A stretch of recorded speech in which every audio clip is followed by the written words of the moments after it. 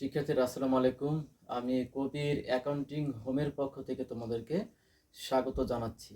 আমার আজকের আলোচনার বিষয়বস্তু ফিনান্সের চতুর্থ অধ্যায় অর্থের সময় মূল্য নিয়ে। শিক্ষার্থীরা তোমরা দেখতে পাচ্ছ এখানে বোর্ডে অর্থের সময় মূল্য বের করার অঙ্কটি করার যে সূত্র আছে, দুইটা সূত্র এখানে দেয়া আছে। তো আসলে অর্থের সময় মূল্য অতটি অঙ্ক করার আগে আসলে আমাদের এই অর্থের সময় মূল্য সম্পর্কে জানতে হবে। অর্থের সময় মূল্য হলো সময়ের সাথে সাথে অর্থের যে মূল্যের পরিবর্তন হয় তাকে বলা হয় অর্থের সময় মূল্য। আজকে আমি অর্থ দ্বারা যে জিনিসটি ক্রয় করতে পারছি, আগামী 5 বা 10 বছর পরে এই একই টাকা দিয়ে আমি সেই পরিমাণ জিনিস আমি ক্রয় করতে পারবো না, কারণ এই সময়ের সাথে সাথে আমার অর্থের মূল্যের পরিবর্তন ঘটবে। এখন অর্থের সময় মূল্যর যে পরিবর্তন, সেটাকে মূল যে কারণ ধরা হয় সেটা হলো সুদের হার।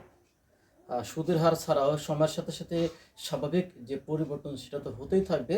তবে এই যে পরিবর্তন হওয়ার যে আজকের অর্থের যে মূল্য আর আগামী দিনের যে অর্থের মূল্য যে সমান হয় না, এটা পরিবর্তনের মূল কারণকে ধরা হয় সুদের হার। আচ্ছা, এখন শিক্ষার্থীরা দেখতে পাচ্ছ সুদের হার, এখানে দুইটা সুদের কথা এখানে উল্লেখ করা আছে। একটি আছে সরল সুদ এবং একটি আছে চক্রবৃদ্ধি সুদ। সরল সুদ হলো শুধুমাত্র আসল টাকার উপর যে সুদ বের করা হয় বা ধরা হয় তাকে সরল সুদ বলে। আমরা ব্যাংকে যদি 1 লক্ষ টাকা রাখি, তো 10% সুদ দেবে। আমি ধরে নিলাম এই জমাকৃত টাকার পর আমাকে 10% সুদ দেবে। প্রথম মাসে 1 লক্ষ টাকার পরে আমাকে 10% সুদ দিল, আমি সেখানে 10,000 টাকা পেলাম।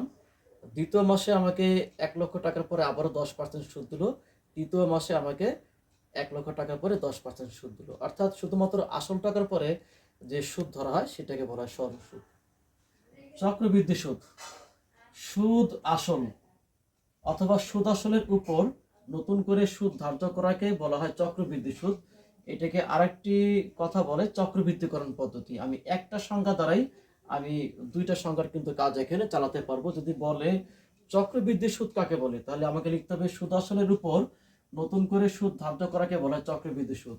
আর যদি বলে চক্রবৃদ্ধিকরণ পদ্ধতি কাকে বলে, তাহলে সুদ আসলের উপর নতুন করে সুদ ধার্য করার পদ্ধতিকে বলা হয় চক্রবৃদ্ধিকরণ পদ্ধতি। এখন চক্রবৃদ্ধিকরণটা কি? আমি ব্যাংকে রাখলাম 1 লক্ষ টাকা, আমাকে প্রথম মাসে 10% সুদ দিল, তাহলে কত আসলো? 10,000 টাকা আসলো। দ্বিতীয় মাসে আমাকে 1 লক্ষ টাকা পরে কিন্তু সুদ দিবে না। যদি 1 লক্ষ টাকার পরেও সুদ ধার্য করে দ্বিতীয় মাসে, তাহলে সেটাকে বলা হয় সরল সুদ। তাহলে চক্রবৃদ্ধির ক্ষেত্রে প্রথম মাসে যে আসল টাকা ছিল 1 লক্ষ, আর প্রথম মাসে সুদ ছিল কত? 10,000। তাহলে 1,10,000 টাকার পরে অর্থাৎ সুদ এবং আসল, এটার পরে আবার যখন নতুন করে সুদ ধার্য করা হবে সেটাকে বলা হয় চক্রবৃদ্ধি সুদ। অর্থাৎ এইভাবে প্রতিবার সুদ এবং আগের মাসের সুদ এবং আসল এটাকে একত্র করে নতুন করে যখন সুদ ধার্য করা হয় সেটাকে বলা হয় চক্রবৃদ্ধি সুদ। এখন আমাকে এই অধ্যায়ের আমাকে মোট 4টি অঙ্ক আমাকে করতে হবে। একটা ভবিষ্যৎ মূল্য আমাকে 2টা বের করতে হবে এবং 2টা বর্তমান মূল্য আমাকে বের করতে হবে। আজকে আমি 2টা ভবিষ্যৎ মূল্য নিয়ে এখানে আলোচনা করব। কি করে এই অঙ্কটি আমাদেরকে সমাধান করতে হবে সেই সূত্র নিয়ে এখানে আলোচনা করব। দেখতে পাচ্ছ যে ভবিষ্যৎ মূল্য বের করার সূত্র।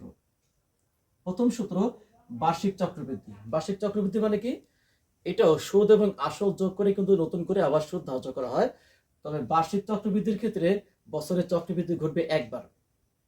তো টোটাল একটা আর্থিক বছরে মাত্র একবারই আমার চক্রবৃদ্ধি ধার্য করে আমাকে সুদটা প্রদান করা হবে। তো বার্ষিক চক্রবৃদ্ধির ক্ষেত্রে সূত্র হলো এফ ভি সমান পিভি, এটা গুণ করতে হবে, গুণ 1 যোগ আই, এখানে পাওয়ার এন। এটা পরিপূর্ণ ব্যাখ্যা আমি একটু পরে তোমাদেরকে দিচ্ছি। আর যখন তোমার বছরে একাধিকবার চক্রবৃদ্ধি হবে, হ্যাঁ, বছরে একাধিকবার চক্রবৃদ্ধি হলো, যেমন প্রতি মাসে যদি চক্রবৃদ্ধি হয় তাহলে এক বছরে কয়বার হবে? 12 বার।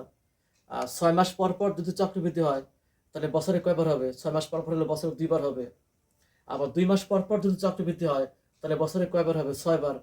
3 মাস পর পর যদি চক্রবৃদ্ধি হয় তাহলে বছরে 4 বার চক্রবৃদ্ধি ঘটবে। আর 4 মাস পর পর যদি চক্রবৃদ্ধি হয় তাহলে বছরে চক্রবৃদ্ধি ঘটবে 3 বার। এইভাবে এইটাই, অর্থাৎ এক বছরে যখন একাধিকবার হবে তখন সেটাকে বলা হয় বছরে একাধিকবার চক্রবৃদ্ধি। এবং সেই ক্ষেত্রে আমার সূত্র প্রয়োগ করতে হবে এটা একই সূত্র, পিবি 1 যোগ আয়ের নিচে আমাকে এম, এই যে বছরে একাধিকবার চক্রবৃদ্ধি হলো, এই কারণে আমাকে আই এর নিচে আমাকে এম ব্যবহার করতে হবে, আর পাওয়ারে এন এটার সাথে আমাকে এম গুণ দিতে হবে। এখন এটা পূর্ণ যে অর্থ সেটা আমি জেনে নিচ্ছি। এফ ভি অর্থ হলো ফিউচার ভ্যালু, মানে ভবিষ্যৎ মূল্য। যেহেতু আমাকে ভবিষ্যৎ মূল্য বের করতে বলছে, তাই ভবিষ্যৎ মূল্য বের করার জন্য আমাকে এর সমান এই পিভির সাথে আমাকে এগুলো গুণ দিতে হবে। তাই এফ ভি মানে ফিউচার ভ্যালু, মানে ভবিষ্যৎ মূল্য। আর এই যে দেখতে পাচ্ছ পিভি, পিভি অর্থ হলো প্রেজেন্ট ভ্যালু, অর্থাৎ বর্তমান মূল্য। তারপর দেখতে পাচ্ছ এখানে আই, আই অর্থ রেট অফ ইন্টারেস্ট, মানে সুদের হার, মানে ব্যাংক আমাকে যে সুদটা দিবে আমার জমাকৃত টাকার পরে। আর এন, পাওয়ার এন হলো নাম্বার অফ ইয়ার, মানে মেয়াদকাল বা বছরকাল বা সময়কাল ধরতে পারি। আর এম, এমটা তখনই ব্যবহার হবে যখন আমার বছরে একাধিকবার চক্রবৃদ্ধি হবে। বার্ষিক চক্রবৃদ্ধির ক্ষেত্রে আমার এম ব্যবহার করার কোনো প্রয়োজন নাই, কারণ এই ক্ষেত্রে চক্রবৃদ্ধি ঘটবে মাত্র একবার। আর যখনই বছরে একাধিকবার চক্রবৃদ্ধি হবে সেই ক্ষেত্রে আমাকে শুধুমাত্র এমটা ব্যবহার করতে হবে, এই যে এম, বছরে একাধিকবার চক্রবৃদ্ধির সংখ্যা। এখন এম যদি বছরে প্রতি মাসে একবার চক্রবৃদ্ধি হয়, তাহলে এম এখানে সমান হবে 12 বার। আর বছরে যদি 2 মাস পর পর চক্রবৃদ্ধি হয়, তাহলে বছরের চক্রবৃদ্ধির সংখ্যা 6 বার, তখন এম হবে এখানে 6 বার। যদি আমার 3 মাস পর পর চক্রবৃদ্ধি হয়, তখন আমার এখানে তাহলে বছরের চক্রবৃদ্ধি হবে 4 বার, তাহলে এম তখন এখানে 4 বার হবে। আর 4 মাস পর পর যদি চক্রবৃদ্ধি হয়, তখন এখানে বছরের চক্রবৃদ্ধির সংখ্যা হবে 3 বার, তখন এম হবে এখানে 3 বার। আর 6 মাস পর পর যদি চক্রবৃদ্ধি হয়, তাহলে বছরের চক্রবৃদ্ধি হবে 2 বার, তখন এখানে এম সমান আমাকে 2 বার ব্যবহার করতে হবে। শিক্ষার্থীরা, আশা করি তোমরা এই বিষয়টি বুঝতে পেরেছো। আমি আগামী ভিডিওতে তোমাদের সামনে এই সংক্রান্ত অঙ্ক নিয়ে আমি আলোচনা করব। তোমরা অবশ্যই এই ক্লাসটি মনোযোগ সহকারে দেখবে, কারণ তোমাদের এখন রমজান উপলক্ষে সবারই কিন্তু স্কুল বন্ধ দিয়ে দিয়েছে। সুতরাং এই বিষয়গুলো যদি আমরা ভিডিও দেখে অনুশীলন করার চেষ্টা করি, তাহলে আশা করি সামনে পরীক্ষা তোমরা অনায়াসে এই অঙ্কগুলো তোমরা উত্তরটা করতে পারবে। শিক্ষার্থীরা, তোমাদের সামনে আজকে এই পর্যন্তই। ইনশাল্লাহ আগামীতেও তোমাদের সামনে নতুন ভিডিও নিয়ে আমি হাজির